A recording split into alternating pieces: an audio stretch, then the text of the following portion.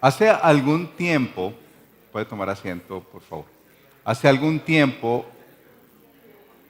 si usted se ha dado cuenta de una manera muy abierta y clara, nosotros como pastores hemos estado muy conscientes y muy firmes en que cada uno examine si efectivamente es un creyente o no. De muchas maneras y de muchas formas. Porque si usted se ha dado cuenta, con el tiempo uno dice, no, pero yo soy creyente. Y cuando le preguntan por qué es creyente, de pronto uno no sabe, no está seguro. Y precisamente quisiera que comenzáramos haciendo 5 preguntitas. Que usted piense en esas preguntas. Muy importante que usted las responda porque le va a pedir que las comparta con la persona al lado. Entonces, la primera pregunta. Y esta pregunta obedece al hecho de, ¿por qué dirías que una persona es cristiana? ¿Ok? Primera pregunta. ¿Dirías que una persona es cristiana porque nació en un hogar cristiano y siempre ha ido a la iglesia? No me tienes que responder a mí. Piénsala. Número 2. ¿Dirías que una persona es cristiana porque asiste fielmente a la iglesia? Número 3. ¿Dirías que una persona es cristiana porque es buena, no le hace daño a nadie y lo bautizaron cuando era un bebé? Cuarta pregunta. ¿Dirías que una persona es cristiana porque hace obras de caridad, le va bien en la vida y tiene buena salud? Quinta. ¿Dirías que una persona es cristiana porque ora constantemente y tiene disciplinas espirituales? Toma 30 segundos y responde a la persona que está al lado de ahí, por favor. Y si no estás satisfecho, satisfecha con las 5, ¿por qué dirías que una persona es cristiana? Compártele a la persona al lado.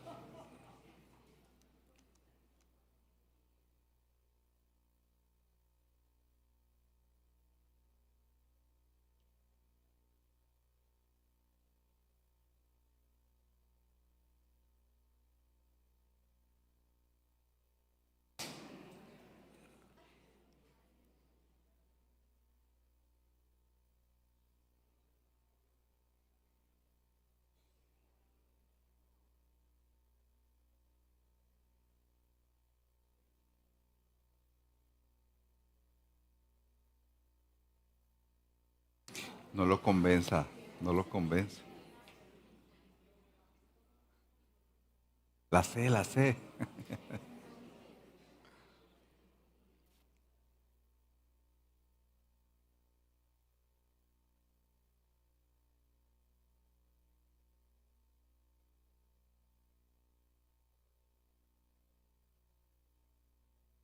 ¿Y cuál es la 3?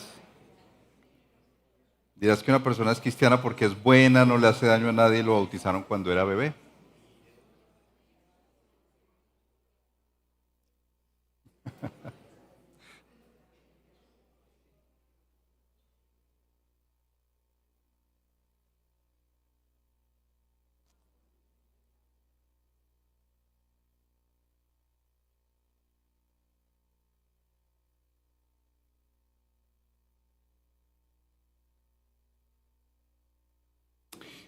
Muy bien, yo creo que al final pueden cotejar si esas preguntas estaban bien respondidas o no. ¿Y por qué les cuento esto? Hace algún tiempo una hermana de la iglesia me dijo, de hecho sacamos un tiempo para hablar, pastor, ustedes porque todo el tiempo hablan del Evangelio. No deberíamos hablar de otras cosas, no deberíamos pensar en otros temas. Y fue un buen diálogo. La pregunta me la hizo una persona que llevaba muchos años asistiendo a la iglesia y desde ahí he estado mucho más perceptivo de si nosotros, los creyentes, los que creemos ser cristianos, realmente entendemos el Evangelio. La semana pasada estábamos hablando de Hechos 15 en Navidad, desafíos muy bonitos que nos plantean las Escrituras. y que los discípulos tomaron una decisión y escribir una carta en qué consistía finalmente la salvación para enviarla a las diferentes iglesias. De hecho, ese acuerdo es interesante porque el capítulo 15 termina con un desacuerdo. Así lo compone Lucas. El acuerdo, todos estaban de acuerdo, hicieron, si usted revisa la predicación de la semana pasada, tenían una asamblea y terminaron en común acuerdo. Pero el capítulo 15 termina con que Pablo y Bernabé se van a otro viaje misionero y Bernabé quiere llevar a Juan Marcos, aquel que les había dejado en el capítulo 14, por ahí tirado, que decidió no ir. No sabemos las razones, no sé si de pronto era muy amenazante el asunto, pero él decidió no ir y ellos pelean. Termina ese capítulo con una discusión personal. Dice que el escritor sagrado, un desacuerdo tan grande que se separaron. Dios usó ese desacuerdo, pero así termina el pasaje del capítulo 15. Y mire el verso 41, y vamos a entrar ahí en nuestro capítulo que es el 16. El verso 41 dice que Pablo con Silas viajaba por Siria y Cilicia confirmando a las iglesias. Qué expresión muy extraña, ¿cierto? Confirmando a las iglesias. ¿En qué sentido las tenía que confirmar? El verso 5 del capítulo 16 dice, así que las iglesias eran confirmadas en la fe y diariamente crecían en número. Este pasaje que habla tan fuertemente de evangelización y de llegar a muchos contextos, porque leerás conmigo cómo es que el evangelio llega a Macedonia y a la ciudad más importante de Macedonia, que era Filipos. De hecho, hay una carta completa en el Nuevo Testamento que Pablo le escribe a esta iglesia, ¿cierto? Filipos. Y fue la primera llegada a Europa, ¿cierto? El apóstol Pablo llega a Europa. Pero te darás cuenta cómo llega a diferentes áreas de esferas de la sociedad. Llega a una mujer llamada Lidia, que era una empresaria de la época, una mujer que vendía púrpura, era algo muy costoso de aquel entonces. Llega a una muchacha esclavizada doblemente porque era una jovencita que era esclavizada por los demonios y unos amos, hombres que se aprovechaban de esa condición para ganar dinero. Luego llega al carcelero, porque lo meten a la cárcel a Pablo y a Silas, llega un carcelero y el evangelio toca a este hombre y toca a toda su familia y termina impactando aún las esferas de la justicia de aquel entonces en Filipos. Entonces, ¿por qué es importante esta pregunta, la que les hice al principio? Porque es muy probable que tú, como yo, en algún momento empecemos a ver, bueno, el evangelio, bueno, eso es para la gente nueva. El evangelio, eso es para los primeros, los que están empezando a conocer al Señor. A nosotros, como me dijo esta hermana alguna vez, denos algo diferente, pastor, algo mucho más, no sé, especial y hasta místico. Pero quiero convencerle hoy de que el evangelio es para todos, en todo tiempo, bajo cualquier circunstancia. Así que si tú eres uno de los creyentes que lleva años en esta iglesia, mi oración al predicar este pasaje es que tú puedas confirmar tu fe. Confirmar tu fe. Tú necesitas ser confirmado en la fe una y otra vez. De hecho, Pablo en Colosenses dice esto. Por lo tanto, de la manera que recibieron a Cristo Jesús el Señor, así anden en Él.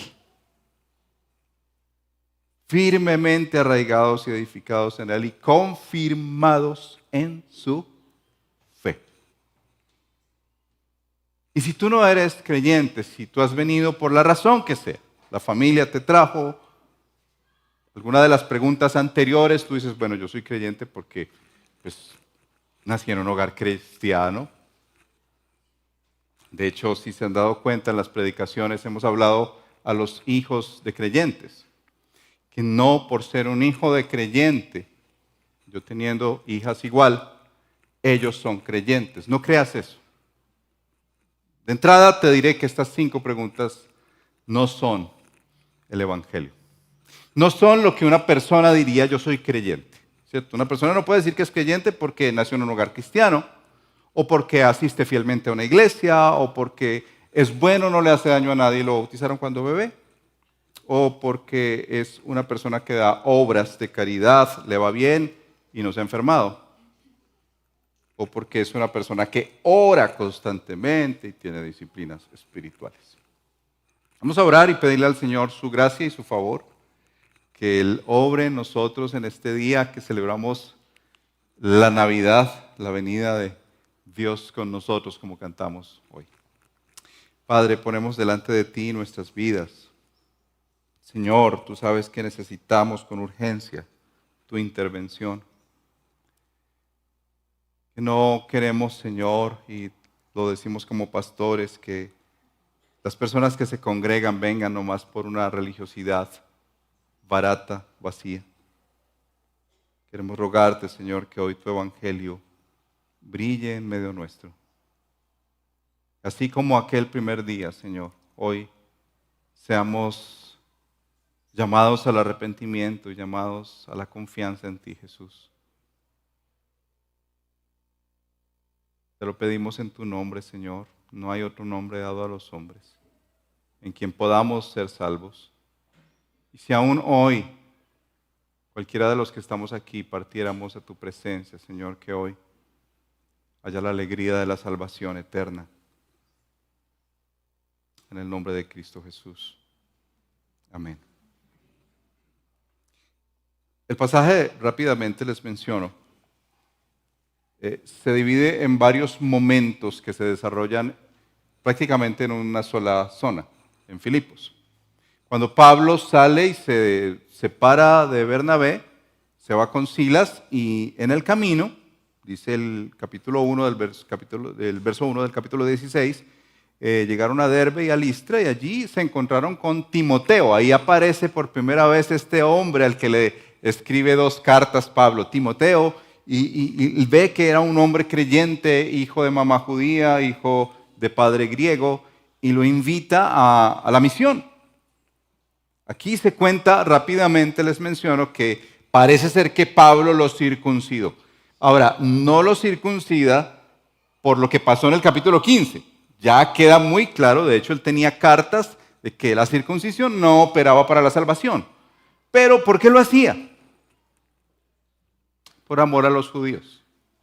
Y porque Pablo no podía andar con alguien que era hijo de madre judía sin haberse circuncidado. Era más como por amor a aquellos que iba a evangelizar y a alcanzar. Bueno, termina esta parte diciendo que Pablo iba y confirmaba a las iglesias en la fe. En este pasaje, Pablo intenta ir a algunos lugares. Mira el verso 6. Pasaron por la región de Frigia y Galacia, habiendo sido impedidos por el Espíritu Santo de hablar la palabra en Asia. Y luego dice, cuando llegaron a Misia, intentaron ir a Bitinia, pero el Espíritu de Jesús no se lo permitió. Aquí hay algo muy interesante. Ellos comprendieron de alguna manera que el Señor, por el Espíritu Santo, les estaba diciendo no vayan allá. Pero inmediatamente Pablo tiene una visión, no sé si un sueño, y en esa visión un hombre de Macedonia le dice, pasa a Macedonia y ayúdanos. Mira, si algo sé en las Escrituras, es que Dios se vale de muchas maneras para mover a los suyos hacia su misión. Y en este caso a Pablo le llega esta visión y lo que ellos entienden, porque él iba, recuerda, iba con Silas, iba con Timoteo, es muy probable que fuera Lucas acá, porque Lucas se involucra en esta historia. Más adelante dice en el verso 16, mientras íbamos. Parece ser que Lucas ya está metido en la misión. Pero mira lo que dice el verso 10. Cuando tuvo la visión, enseguida procuramos ir a Macedonia, persuadidos de que Dios nos había llamado. Y aquí comienza algo muy importante. ¿Los llamó para qué? para anunciarles el Evangelio. Mira, algo que uno puede percibir aquí en la misión es que la misión no es solamente ir a hacer obras de caridad o ayudar y facilitar asuntos de comida o de ropa o hacer una escuela. El asunto aquí más central es que ellos necesitaban escuchar el Evangelio de nuestro Señor Jesucristo. Así que ellos salen, dice que navegan rumbo a Samotracia y al día siguiente Neápolis. De allí fueron a Filipos y ahí ocurre una situación muy interesante. Verso 13 dice, el día de reposo, sábado, salieron ellos, dice, fuera de la puerta a la orilla de un río donde pensaban que habría un lugar de oración. Se sentaron allí, dice, y comenzamos a hablar a las mujeres que se habían reunido. Aquí tenían una conferencia de mujeres a sus pies ahí. Y estaba escuchando cierta mujer llamada Lidia. Y es muy interesante aquí cómo se conectan estos asuntos. Pablo se va con Silas y Timoteo. El Señor le impide ir a unos lugares, pero le abre la puerta a otro lugar con una visión y le dice, vaya a Macedonia. Se van con el deseo de predicar el Evangelio. Llegan a este lugar y el Señor les muestra un sitio donde están unas mujeres reunidas y dice el verso 14, y estaba escuchando cierta mujer llamada Lidia de la ciudad de Tiatira, vendedora de telas de púrpura, que adoraba a Dios. Hasta ese punto no sabemos si ella había sido evangelizada o no. No había llegado nadie allá. Seguro habría escuchado de los judíos, no sé, pero dice aquí Lucas que adoraba a Dios. Y el Señor abrió su corazón para que recibiera lo que Pablo decía. Luego dice que cuando ella y su familia se bautizaron, nos rogó, si juzgan que soy fiel al Señor, vengan a mi casa y quédense en ella. Y nos persuadió a ir. ¿Ustedes empiezan a notar aquí algo de cómo es que el Evangelio empieza a tocar las vidas de las personas? ¿Ustedes perciben ahí que el deseo de Pablo de ir y predicar el Evangelio es muy bueno y es muy importante y es el llamado que Dios nos hizo, pero Lucas quiere registrar que es Dios quien abre los corazones para la palabra? De entrada, si toda la iglesia es llamada a predicar el Evangelio y ser evangelistas, esta es la buena oración que tú puedes hacer. Señor, abre sus corazones.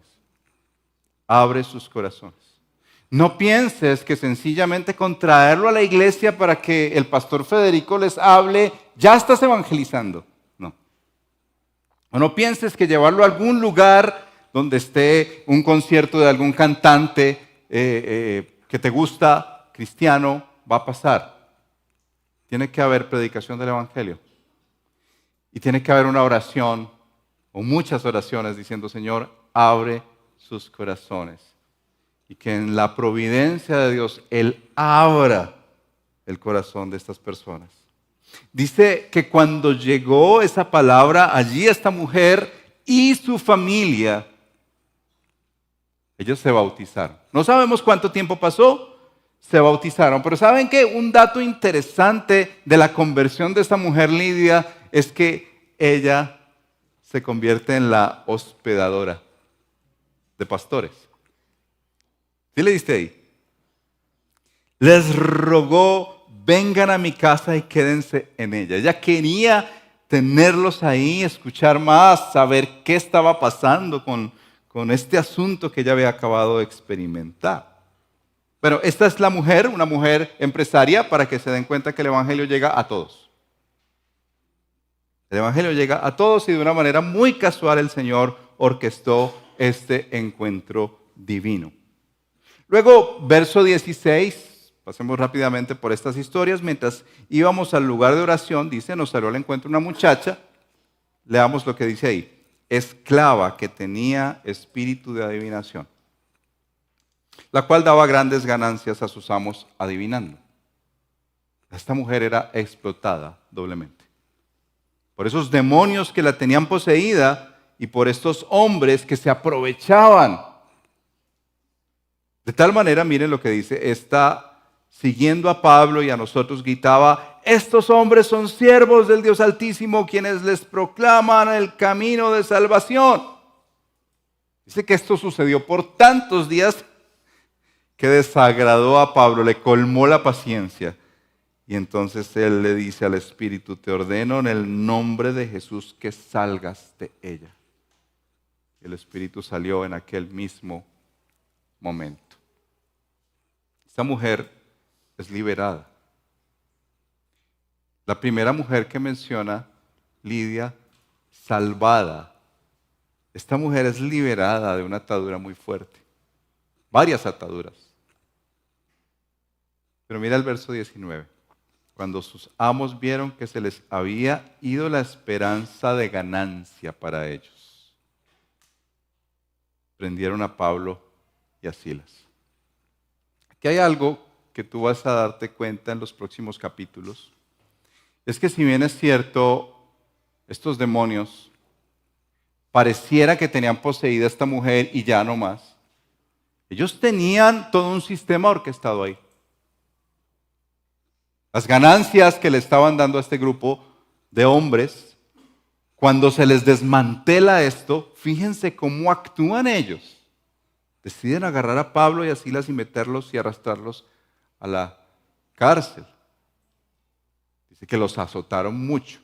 Era muy interesante porque Pablo y Silas no se presentaron como ciudadanos romanos, que lo eran, sino que se dejaron azotar, seguro era la voluntad del Señor.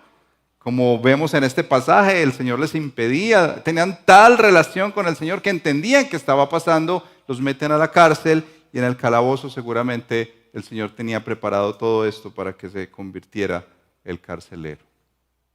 Llegan a la cárcel, los meten allá y el verso 25 nos presenta qué hacían estos dos hombres en la cárcel. Leamos, que es un capítulo muy largo, leamos estos versos.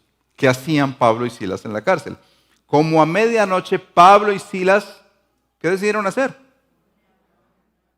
Y cantaban himnos a Dios y los presos los escuchaban. De repente se produjo un gran terremoto de tal manera que los cimientos de la cárcel fueron sacudidos. Al instante se abrieron todas las puertas y las cadenas de todos se soltaron. Al despertar el carcelero y ver abiertas todas las puertas de la cárcel, sacó su espada y se iba a matar, creyendo que los prisioneros se habían escapado. Pero Pablo clamó a gran voz diciendo: no te hagas ningún mal, pues todos estamos aquí. Eso es otro milagro, ¿no? Entonces él pidió luz y se precipitó adentro y temblando se postró ante Pablo y Silas y después de sacarlos dijo: señores, ¿qué debo hacer para ser salvo? Ahí está otra vez nuestro asunto del Evangelio. Y ellos respondieron. Y seguramente le respondieron así porque le vieron tan arrepentido, postrado, con ganas hasta de matarse. Cree en el Señor Jesús y serás salvo tú y toda tu casa. Vale la pena la claridad que este verso es un verso que muchos tal vez lo hemos aplicado diciéndole a otros: oye, cree en el Señor, serás salvo tú y toda tu casa. Pero esta es una frase exclusiva para este carcelero. Una frase que Pablo le dijo y tal vez la resumió Lucas, no sé si fue exactamente así, pero Lucas registra este estribillo: cree en el Señor Jesús y serás salvo tú y toda tu casa. De hecho, para clarificar el punto, mira el verso 32. Que no es solo como una palabra mágica de decir cree tú en el Señor Jesús y toda tu familia será salva. No. Mira lo que dice el verso 32. Y le hablaron, ¿qué le hablaron? La palabra del Señor a él y a quienes más. Y a todos los que estaban en su casa. Entonces, en el orden de los momentos, este carcelero que se quiere suicidar por lo que está viendo, se acerca postrado, tirado a los pies de Pablo y Silas y les pregunta: ¿qué necesito hacer para ser salvo? Ellos le dicen que serás salvo si crees en el Señor Jesús, tú y toda tu casa. Y acto seguido, ellos van a la casa y les hablan la palabra del Señor tanto al carcelero como a la familia. Porque así Dios ha escogido que los seres humanos seamos salvos. Con la proclamación del Evangelio. No es sencillamente que seamos buenos ejemplos en Medellín. Hermosos ejemplos para seguir. De hecho, la expresión que alguna vez escuché, que no es verdad, predica y si es necesario habla, no es bíblica. No es bíblica. Tú necesitas predicar con tu ejemplo y predicar con las palabras. Predicar con tu ejemplo como cristiano y predicar con las palabras. Proclamar el Evangelio como Pablo y Silas, aún en una cárcel, no perdieron el norte a pesar de los azotes, el maltrato, la injusticia, los sufrimientos. Ellos no perdieron el norte, vieron una oportunidad de Dios tremenda con el terremoto y con este hombre que estaba tan mal. Miren cómo termina esta escena. El carcelero los tomó en aquella misma hora de la noche, les lavó las heridas que ya les habían hecho antes y enseguida fue bautizado con todos los suyos. Llevándolos a su hogar, les dio de comer y se regocijó grandemente por haber creído en Dios. ¿Con quiénes? Aquí hay testimonio de que todos los que escucharon ahí el Evangelio, la palabra de Dios, creyeron.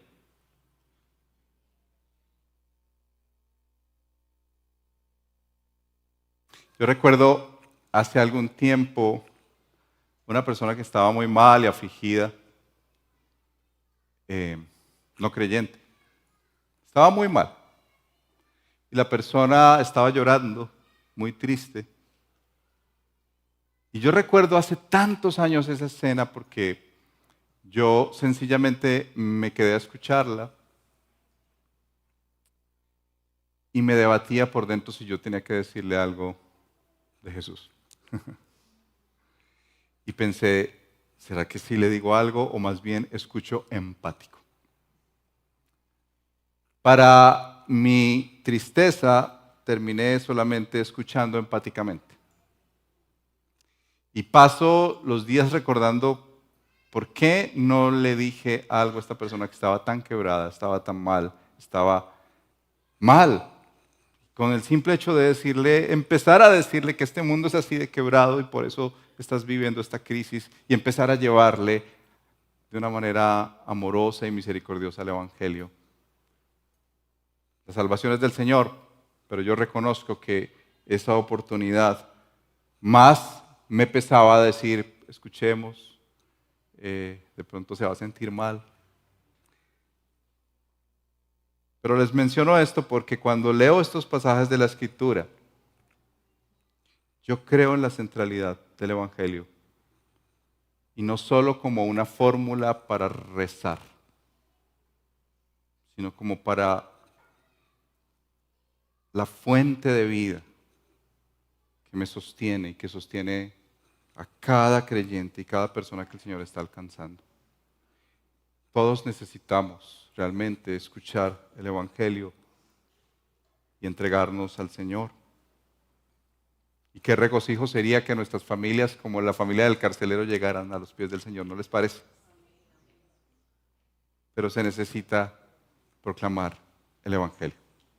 Dios ha querido que así sea. Y Navidad es una oportunidad de lujo, hermanos. De lujo. No te escondas como el Grinch en tu casa. No te quedes allí diciendo, es que a mí no me gusta la Navidad, es que ¿qué es ese cuento de novenas? ¿Qué es ese cuento de cenas de Navidad? ¿Qué es ese cuento de abrir la casa? Aprovecha las oportunidades para predicar, proclamar el Evangelio. La salvación es del Señor. Ya llegaremos a qué es el Evangelio. Finalmente, esta escena termina con que nadie se escapó de la cárcel, se salva toda la familia del carcelero y en el verso 35 dice, cuando se hizo de día, los magistrados superiores enviaron a sus oficiales diciendo, suelten a estos hombres. El carcelero, que ya era creyente, comunicó a Pablo estas palabras diciendo: los magistrados superiores han dado orden de que les suelte, así que salgan ahora y vayan en paz. Pero Pablo les dijo: aunque somos ciudadanos romanos, nos han azotado públicamente sin hacernos juicio y nos han echado a la cárcel y ahora nos sueltan en secreto de ninguna manera. Ellos vengan a sacarnos. Entonces los oficiales informaron esto a los magistrados superiores y al saber que eran ciudadanos romanos tuvieron temor. Entonces vinieron y les suplicaron y después de sacarlos les rogaban que salieran de la ciudad. Cuando salieron de la cárcel fueron a casa de Lidia, ya una creyente hermana en Filipos, y al ver a los hermanos los consolaron y se fueron. ¿No les parece hermosa escena del Evangelio? Y finalmente ellos son vindicados a pesar de la mala administración de la justicia. Ellos son vindicados. Entonces, estas 4 escenas dejan ver cómo es que el Señor está tan interesado en que sus hijos, los discípulos suyos, proclamen el Evangelio. No hay otra opción. Les voy a dejar unas preguntas y avanzamos un poco más porque en el caso de Lidia, tú podrías pensar en estos temas. ¿Cuál era la vocación de Lidia? ¿Qué hizo el Señor por ella? ¿Cómo es que fue transformada? Y profundizar un poco más, ¿esta transformación alcanzó su familia? ¿Alcanzaría su trabajo? No lo sabemos. De la joven esclava, ¿cómo es que el Evangelio impacta la estructura opresiva y explotadora de la cual ella era presa? ¿Cómo es que el Evangelio trastorna realmente a cada paso que va? ¿Cómo trató el carcelero inicialmente a Pablo y a Silas y cómo lo trata después? Profundizar un poco en eso y cómo el Evangelio impactó la vida de este hombre. Cómo actuaron Pablo y Silas ante el asunto de la mala administración de justicia. Y qué principios enseña el Señor para actuar así aquí en Medellín, de esa manera. Pero cuando tú miras toda la extensión de este texto, tú te das cuenta cómo está incrustado el Evangelio, el Evangelio, el Evangelio. Y otra vez, si tú eres como esa persona que un día me llamó y me preguntó, tú dirás, otra vez va a hablar del Evangelio. ¿Tú sabías que el Evangelio es para cada día de la vida? ¿Sí sabías eso? ¿Tú sabías que nosotros no podemos decir que ya creí, entonces yo sigo mi vida como yo quiera? De hecho, los argumentos que se levantan parecidos al Evangelio y que el Evangelio destruye realmente cuando lo entendemos, cuando le pedimos al Señor que toque nuestra vida, salimos de esos argumentos equivocados. Por ejemplo, un argumento que les mencionaba al principio, el nominalismo. Cuando una persona cree que es creyente porque viene a la iglesia y sigue viniendo y sigue viniendo y sigue viniendo, o porque sus papás le trajeron. O, por ejemplo, cuando personas creen que es sencillamente memorizarse doctrinas y conocer cognitivamente algunos temas de la fe y ya, entonces yo esperaré a que el Señor obre porque realmente yo solamente tengo que decir sí, yo creo en el Señor Jesús. O el esfuerzo personal.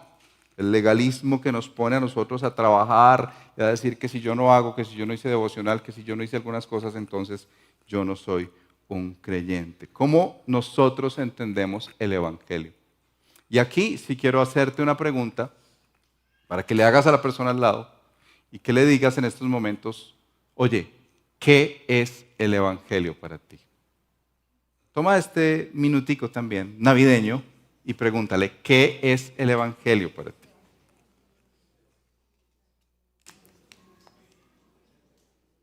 Sin pena, sin vergüenza.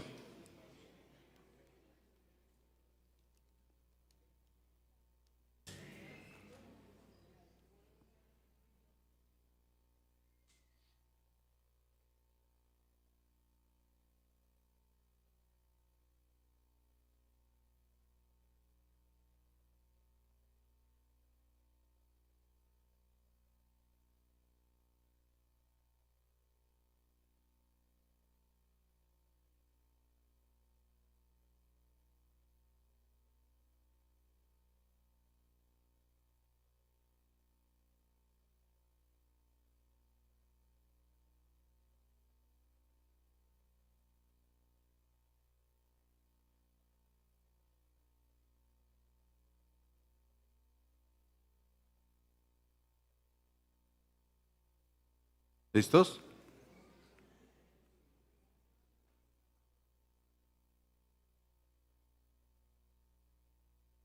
De pronto esa es una de las mejores maneras de movernos a evangelizar, ¿cierto? Utilizar el domingo en la mañana para compartirnos el evangelio unos a otros.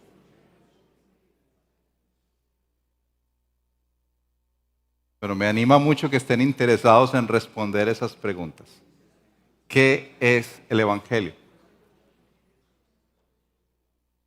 Si esa fue la discusión en Hechos 15. La gran pregunta ahí, bueno, ¿es el evangelio y tienen que circuncidarse, tienen que hacer más cosas? Si eso fue el motor, una vez aclarado, que llevó a Pablo a evangelizar lugares no conocidos. Y desde ahí nos ha llegado acá a Colombia. ¿Qué es el evangelio? Y para responderte, primero quiero decirte que el evangelio debe impactar nuestra mente,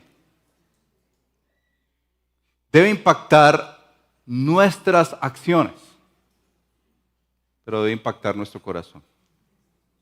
El evangelio debe impactar todas las esferas de la vida. De hecho, desde que conociste al Señor hasta el día de hoy, Él ha ido conquistando tu mente y tus pensamientos con una cosmovisión bíblica.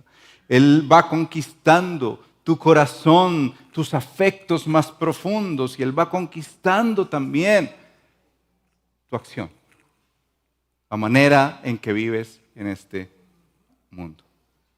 El evangelio, Jesús dijo, era arrepentirse y creer.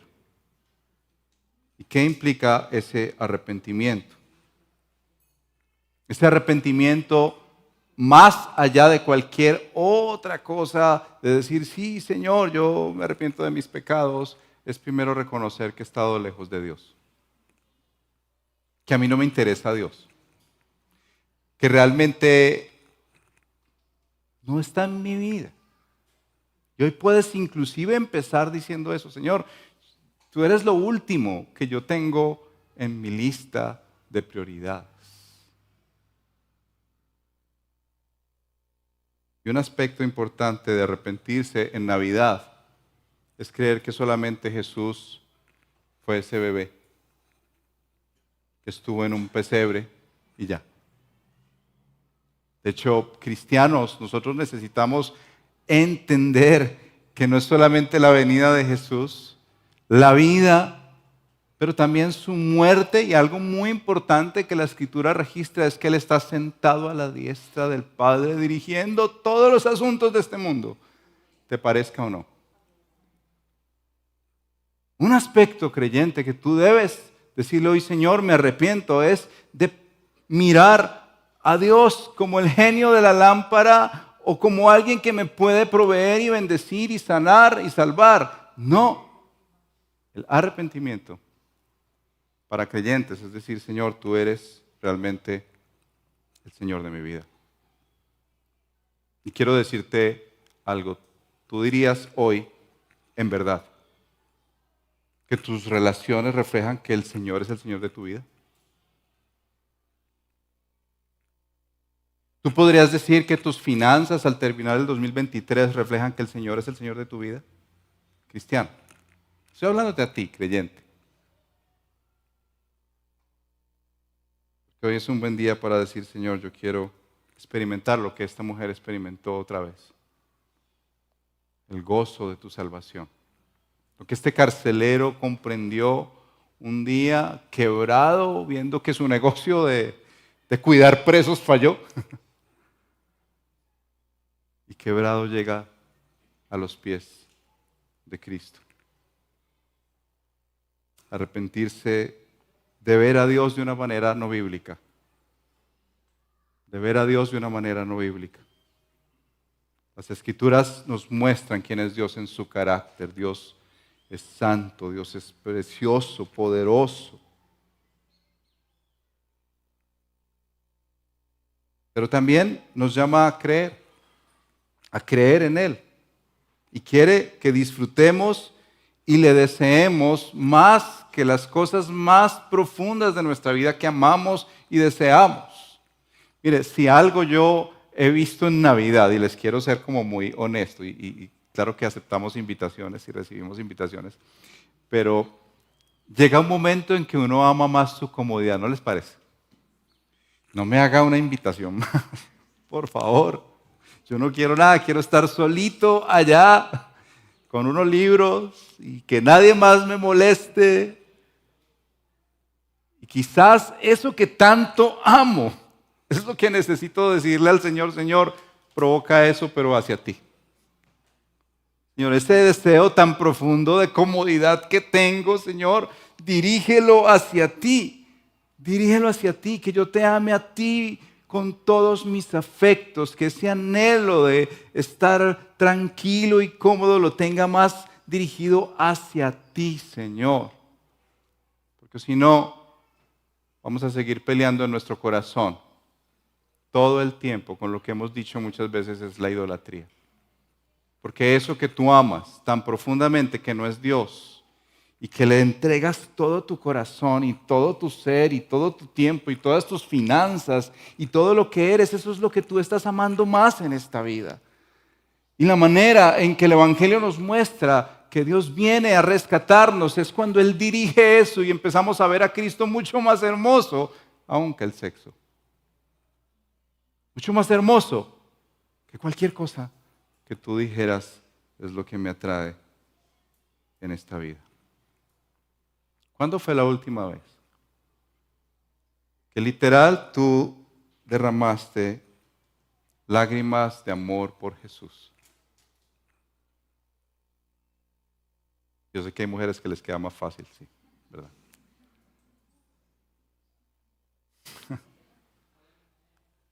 Pero, ¿cuándo fue ese momento, este año, el que tú realmente dijiste, Señor, aun si esta enfermedad no se va, Señor, aun si este negocio no prospera, Señor, aun si esta relación realmente no se concreta, yo estoy feliz contigo, contento, contenta contigo? Porque hasta que eso no toque lo más profundo del ser, te vas a seguir quedando con frases recitadas que mira, yo quiero serte tan sincero, escuchamos tantas personas que nos dicen las palabras correctas en la iglesia, pero su corazón está lejos. Saben más teología que Fede y Juan José juntos. Y eso es mucho. Pero el corazón está lejos, lejos, lejos. Papás, ¿has visto alguna vez a tus hijos genuinamente quebrados y arrepentidos por su pecado?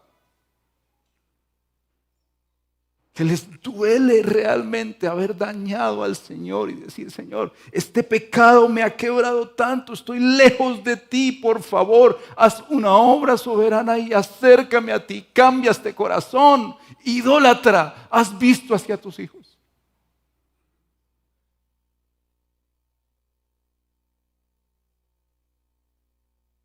Pero también tengo que reconocer y decirle a los hijos si han visto hacia los padres.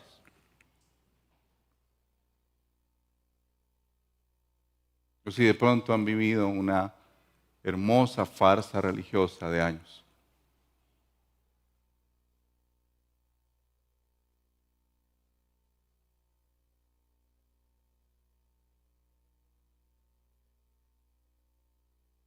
Hermanos, esto no se trata de una religión chévere,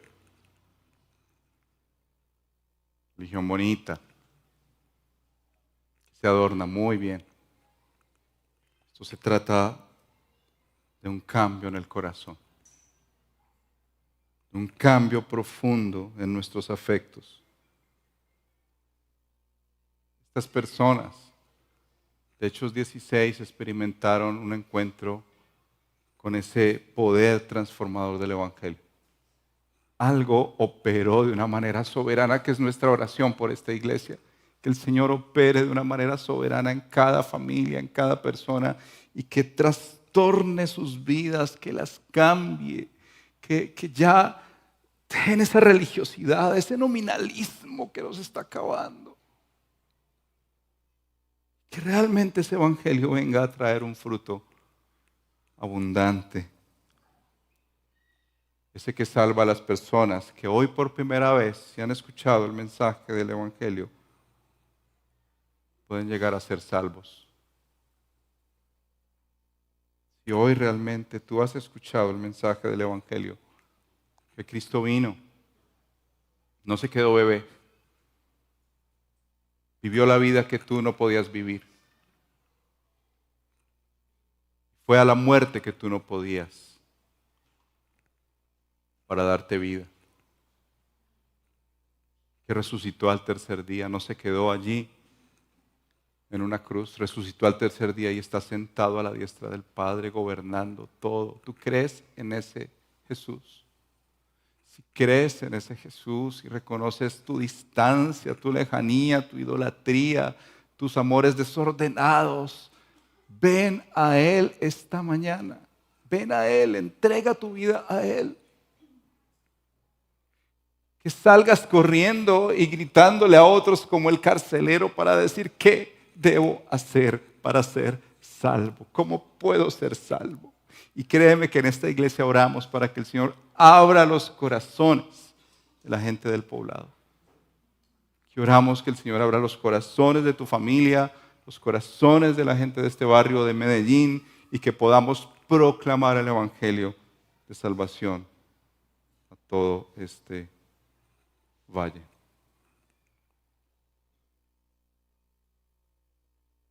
Quisiera invitarte que tomemos un momento para reflexionar en lo siguiente. Otras 5 preguntas. Y las voy a decir lentamente porque son preguntas para que tú confirmes tu fe.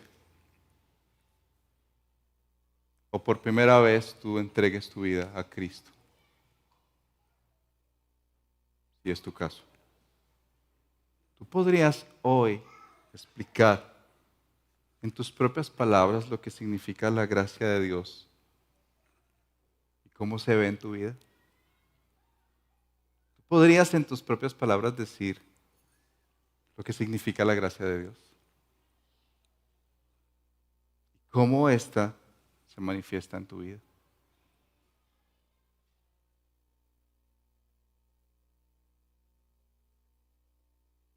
En segundo lugar, ¿cómo te ha estado transformando el Evangelio? ¿Cómo ha cambiado tu mirada acerca del pecado? ¿Cómo ha cambiado tu mirada acerca de la vida misma?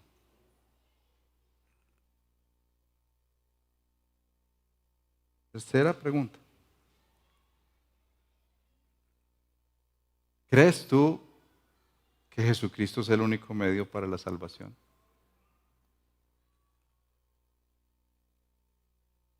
Y si tú llevas años como cristiano, ¿dependes completamente de esa obra para vivir?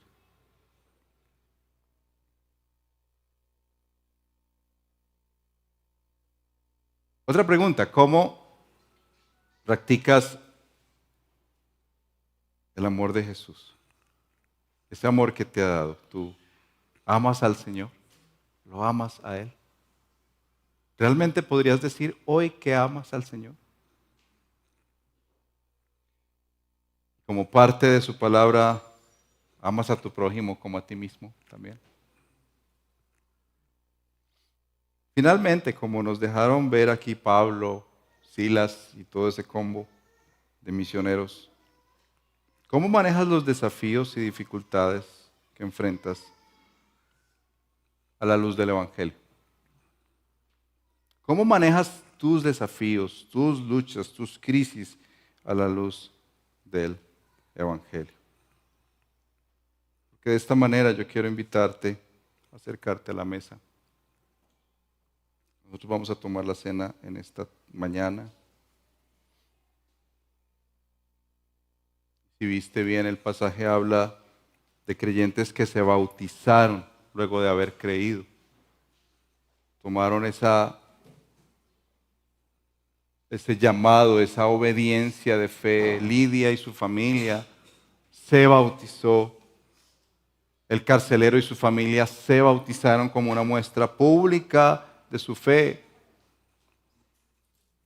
En aquel entonces era aún peligroso bautizarse y públicamente decir: yo soy cristiano, Cristo es mi Señor y mi Salvador.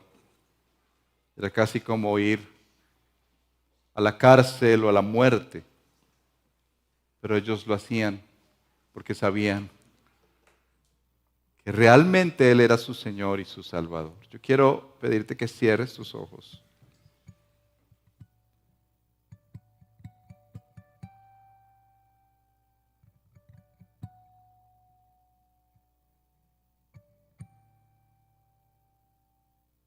Y prepares tu corazón.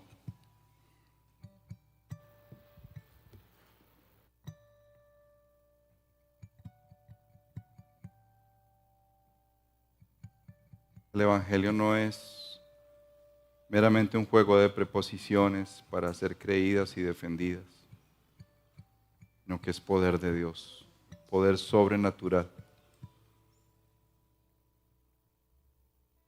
para transformar nuestras vidas, para cambiar nuestros afectos.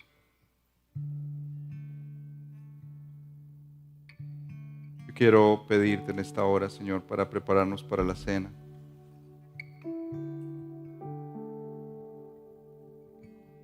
que vengas a traer una renovación a nuestra iglesia.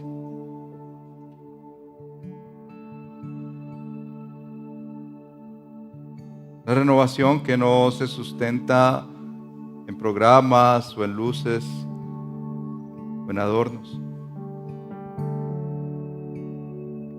sino que viene por el poderoso Evangelio de Jesucristo. Señor, no nos cansaremos de seguir predicando el Evangelio a todos aquellos que tú nos pongas delante, Señor, a todos aquellos que tú traerás para que se sienten en estas sillas.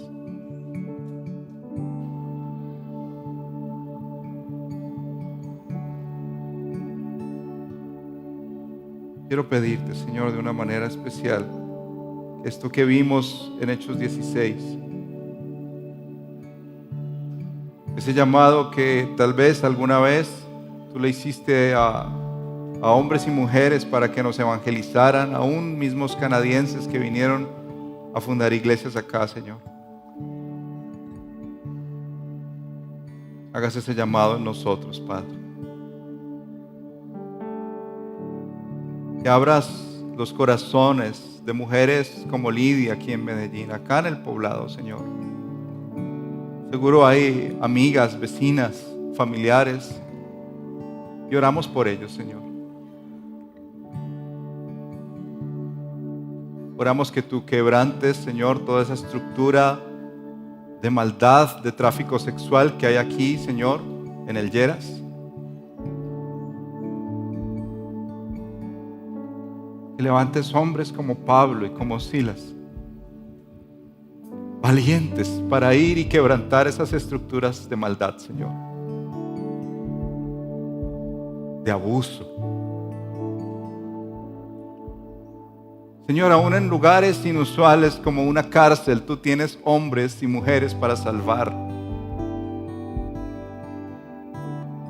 Haz que los tuyos, tus hijos, aún en circunstancias adversas, podamos adorarte, podamos cantarte, podamos orar y clamarte a ti, Señor, sin importar que otros oigan.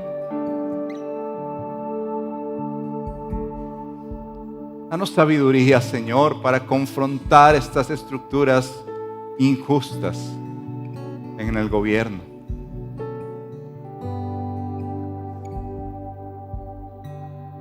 Pero por sobre todo, Señor, te pedimos a los cristianos del redil del poblado, tú los confirmes en la fe. Señor, quita la religiosidad tan fuerte que hay en nosotros. Parecemos como pequeños reyes Midas, que todo lo que tocamos lo convertimos en religión, Señor. Que todo lo que tocamos lo convertimos en nominalismo, en una vida chévere.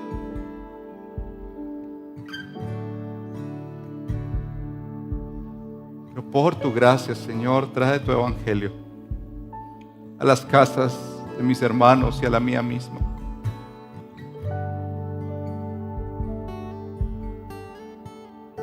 A ese león rugiente, Señor, que queremos liberar.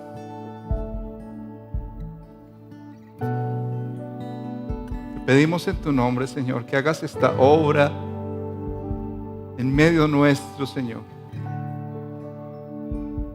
En el nombre de Jesús. Por eso queremos venir a la mesa correctamente, no como algo religioso o algo impuesto, sino porque realmente venimos, porque hemos confesado, Señor, en nuestro corazón y públicamente que tú eres nuestro Señor y nuestro Salvador. Que venimos en arrepentimiento, Señor. Tú conoces familias de la iglesia, Señor, que han vivido la tristeza de una religiosidad fachada ante otros. Queremos venir, Señor, a tu presencia y a tu mesa, pidiéndote perdón, Señor, por las apariencias, cuando ya en el fondo tú sabes qué hay en nuestro corazón.